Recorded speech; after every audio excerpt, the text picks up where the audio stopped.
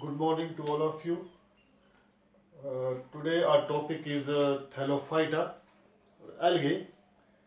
As we know that Thallophyta has three subcategories, and under this Thallophyta algae, we would study about green algae, brown algae, and red algae. So, what is the meaning of Thallophyta? Thallophyta means algae have thallus structure. Thallus means when the body is not differentiated into true stem, leaf, and roots. So that's why the thallus. Thallus means thallus means when body of algae is not differentiated into true stem, leaf, or root. So that's why they have thallus structure. So that's why known as Thallophyta. So now, first of all, we would discuss about chlorophyci or chlorophyta or green algae. Okay, so let's study about green algae or chlorophyta. As we know that these are the part of plant kingdom, so they are photosynthetic in nature. They do have photosynthetic pigments, and in case of green algae, photosynthetic pigments are chlorophyll A, chlorophyll B, carotene, and xanthophyll. They have different forms on the basis of their structure or on the basis of their locomotory organs, like they can either be unicellular motile. Motile means they do have flagella for movement or locomotion. So they can either be unicellular motile, for example, Chlamydomonas. Now this Chlamydomonas actually, this species of algae recently has been included in kingdom Protista along with around 325 species. So 325 species of this Chlamydomonas. Previously, uh, we had to study this Chlamydomonas under this Chlorophyci or Thallophyta, but now it has been included in kingdom Protista. So they can be unicellular non-motile, that means they do not have any locomotory structure for locomotion, like in Chlorella and Acetabularia. And unicellular filamentous unbranched algae like Eulotherix and Spirogyra, and filamentous branched in Cladophora, and they can be colonial like in volvox. So all of these are green algae or chlorophyci, Chlamydomonas now in kingdom Protista, but we would study here about Chlamydomonas under this Thallophyta. But do remember, this is now has been changed or has been included in kingdom Protista. And then Chlorella, Acetabularia, Eulothrix, Spirogyra, Cladophora, and volvox. All of these are green algae. Okay, next. Cell wall is of two layered. You can say there is two layers of cell wall. Inner layer is made of cellulose and outer layer is made of pectate or pectose. Reserve food is either starch or pyrenoid. Okay, so this pyrenoid actually in most of the algae is located within the structure of chloroplast. Okay, this pyrenoid you can see over here. At center there is a protein, and around this protein there are starch granules or starch grains. This is the structure of pyrenoid. Okay, which is reserve food in case of green algae. Flagella can either be one or two, and sometimes they can four in number. These green algae can either be epizoic or parasitic. Epizoic means they grow on the body of other animals, like on shells, on sloth bear. Okay. For example, Zoochlorella. So Zoochlorella is a epizoic algae which grows on the bodies of other animals like sloth bear, shells, etc. or they can be parasitic, like in tea plants or pepper plants. Okay, so let's come to the reproduction. They can reproduce asexually as well as sexually. Asexually, this reproduction takes place under favorable condition or unfavorable condition. So when the conditions are favorable, they would reproduce through zoospores, and when conditions are unfavorable or adverse conditions, they would reproduce by aplanospores, hypanospores or acanids. Sexually by isogamous, anisogamous or oogamous types of gametes.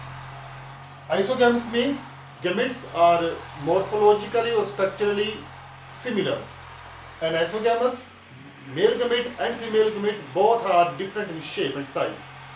Oogamous means uh, the female gamete is usually stationary, has no flagella for locomotion, but male gamete is small in size and has flagella and can move from one place to another, or that male gamete can reach up to the female gamete in order to fertilize. Okay, so let's discuss about some species of green algae. This Chlamydomonas, as I told you, is now shifted in kingdom Protista. This Chlamydomonas, this is a structure of Chlamydomonas. These are two basal granules, and from these basal granules, two flagella are originated. These are two large circular contractile vacuoles and has function in osmoregulation. Okay, so this is cup-shaped chloroplast, and inside this chloroplast, this pyrenoid reserve food is present. This is rhizoplast, just originated in between the contractile vacuole and this nucleus. This rhizoplast actually helps in the locomotion in different directions. Okay, and this stigma is just above this cup-shaped chloroplast. This stigma is red in color due to carotene, which helps during trapping sunlight of different wavelengths. These Chlamydomonas asexually reproduce by zoospores, by two longitudinal mitotic divisions like this, and sexually by isogamy. Isogamy means both the gametes are same in shape and size, both male and female gametes. Then Eulothrix, this is filamentous in structure, filamentous unbranched. This is the base, which is known as holdfast and is non-green. You can see over here, the topmost cell is slightly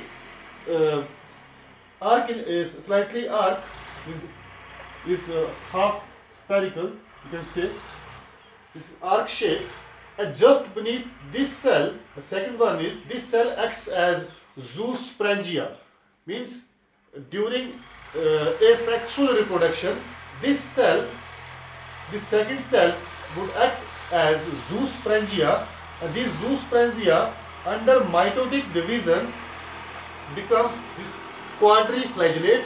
4 flagella are there, and this quadriflagellate structure would modify into this filament structure later. Okay, if we cut a section of this cell, we can see over here, this is the arrangement inside this cell, this C-shaped chloroplast, very important, C-shaped chloroplast in Eulothrix. And inside the chloroplast, 1 to 5 pyrenoids are present, may be present. Eulothrix reproduce sexually by isogamous fusion. You can see over here, this is anterior fusion, okay, the fusion of male and female gamete anteriorly. This is the fusion and formation of zygote. Because of the fusion of these two nucleus, it becomes zygote, is diploid, and under meiosis they become meiospores. These meiospores later change into this filamentous structure. Now this Spirogyra is also known as pond silk or pond scum. Why do they know as pond silk or pond scum? I tell you later. This is the structure of Spirogyra. This is a ribbon-like, very important, ribbon-like chloroplast around this large central vacuole. This large central vacuole. This this is a tonoplast. Tonoplast is the outer layer of a large central vacuole. This is nucleus. This nucleus is actually suspended inside the large central vacuole with the help of these cytoplasmic strands. Okay, and again this cell wall is made of two layers. You can say that two different structures. First, inner layer is made of cellulose and outer layer is made of pectose. This outer pectose layer dissolves in water, and when it gets dissolved in water, it becomes like mucilage, or it becomes mucilage. So mucilaginous layer covers whole of the structure, and because of having mucilaginous layer, it appears like silk or scum. That's why known as pond silk or pond scum. It's all about green algae or Thallophyta. Do remember this Chlamydomonas now in kingdom Protista. Thank you.